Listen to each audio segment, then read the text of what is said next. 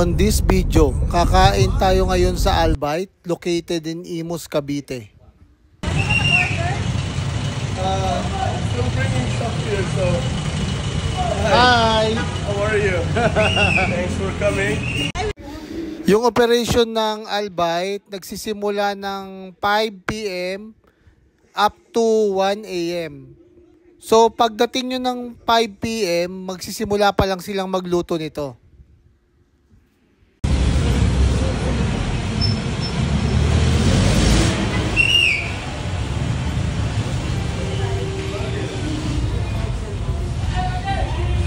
Sabi nung may-ari, nakakaubos daw sila ng 200 kilo per day ng dito sa chicken.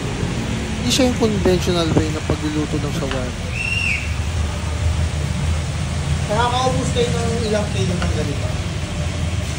200. 200? Dami. Dami.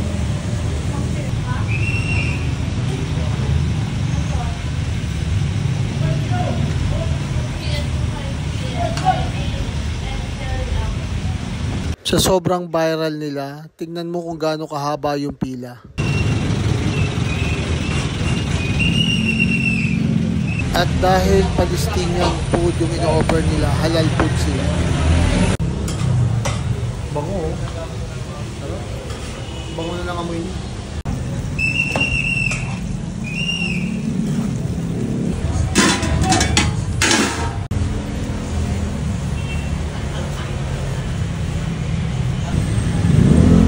So, kung pupunta ka dito, dapat mga 5 p.m. nandito ka na. Kasi tingnan mo, kung late ka nang darating dito, pahaba ng pahaba yung pila niya.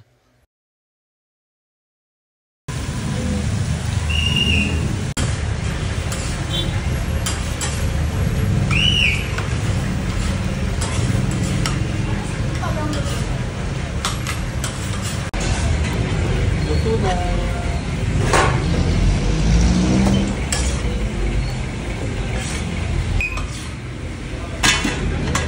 Ilang kilo yan? Yes. Laki. Dumating na rin yung biryani nila. Ayan. Nili namin yung unflavored na nachos. Sinisimula na nila kumpletuhin yung mga condiments. Repolyo. Pipino. Sibuyas.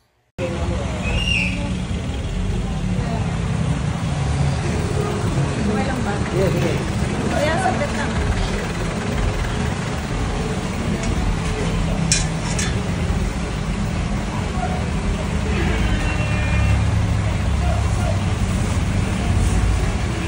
Yung shawarma nila may color coding. Black for chicken and red for beef.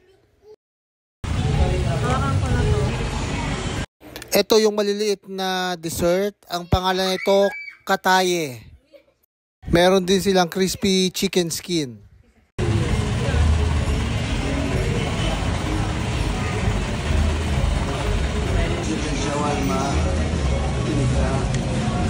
So pag-order kayo, mauuna kayong order kay kuya. Tapos GCash or cash pwede.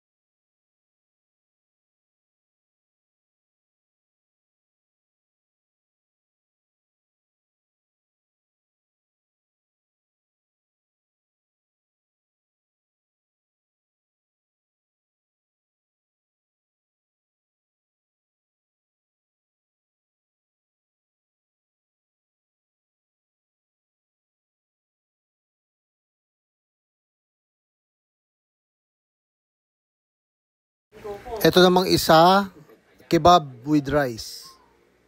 Tapos yung isa, biryani with chicken.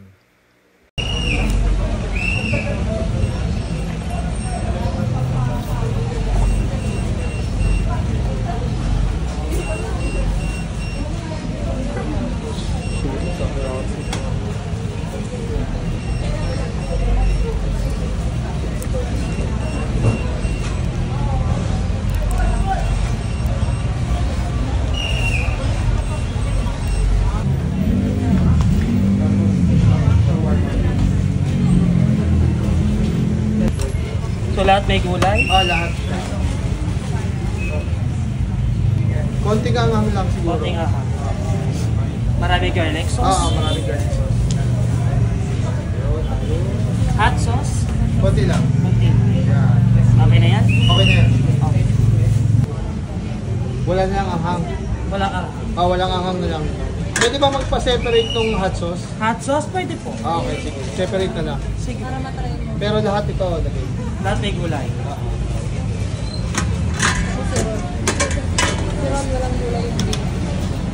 Yung isa walang gulay. Yung isang beef. Isang beef walang gulay. Ayaw ng ano. Marte. So lahat may garlic sauce? Yes.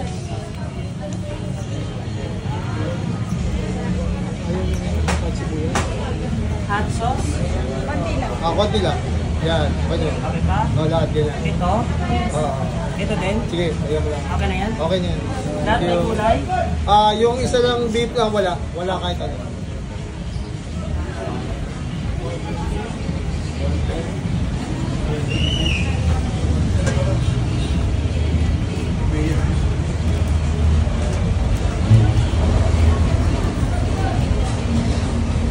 So Sonia, diyan ka na.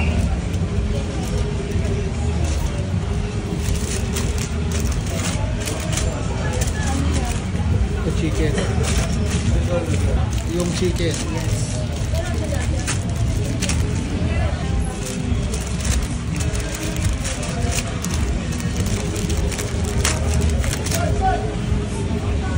Sa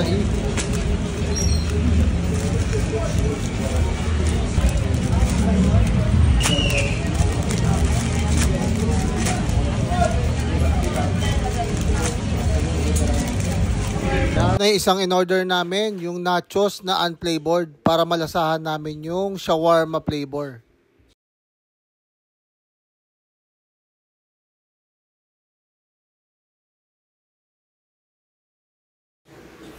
Isang katutak na beef shawarma. Yan. Sarap. Matiga mo. Tapos isusunod na nila yung chicken shawarma.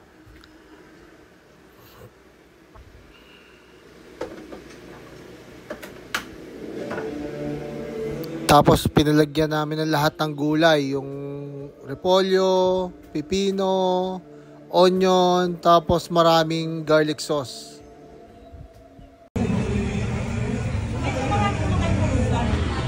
Hot sauce? Konti lang. May biryani pa ba yan? Walang biryani. Gusto niyo ba lang yan? Ayan. Okay na yan. Ayan. Bigat. Tapos meron kayong dalawang katayin. So, take out lang tayo dito kasi walang dining area. Grabe ang pagkasulit niya. Punong-puno ng beef saka chicken. Grabe, ang daming chicken. Pag pinatagal mo yan, magiging sagi na yan. Pero ang dami, oh. Tikman mo na yung beef and nachos Sige. Hindi siya na, ano, with the sauce. Yan, sarap, oh. Wow. Tikman mo.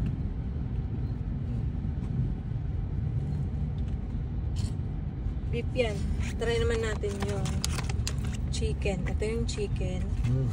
Nachos. Sarap. Veggies.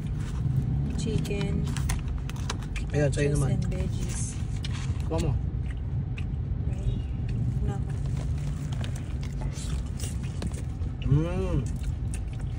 Magkas yung sarap lang. Ang sarap. Sarap. Bigyan tayo ng textura hotdog. Ito naman yung beef shawarma. Ang kapal eh. Yan. Hindi yung kay Ron, all beef. Yan. Dami. Dami, no? Grabe yan. 120. 120 lang. Oh, sige. Kim. Sala ko eh. Wala mga hot sauce doon. Dates and cheese. Ito yung cheese. Kitang-kita mo cheese, oh. Ito daw yung dates. Oh, tikman mo parehas. Yung dates muna Ah, kasi dates muna. bago sa... Ay, hawain ko muna. Bago sa ano ko to. Wow! Yung dates na parang sweetened na. Sige, tikman mo nga. Ngayon lang ako makakain ng dates. Saan ba ako nakakain ng... Naglakad ko si Sabi kasi naiinip na siya. ito yung cheese nila. Parang, asan yung cheese? Ito yung cheese. Mozzarella. Mozzarella ba yan? Ay, hindi, cottage cheese. No, cottage cheese yan. Pag ganyan. Kung anong cheese nila. Ano ba? Nilalagay sa Indian cuisine. Kuya, tikman mo to, masarap po. Para siyang Tamis. Oo. Hinihip ko eh. isang... Overall experience, 9 out of 10. Sana magkaroon din sila ng dining area soon. For sure, babalikan.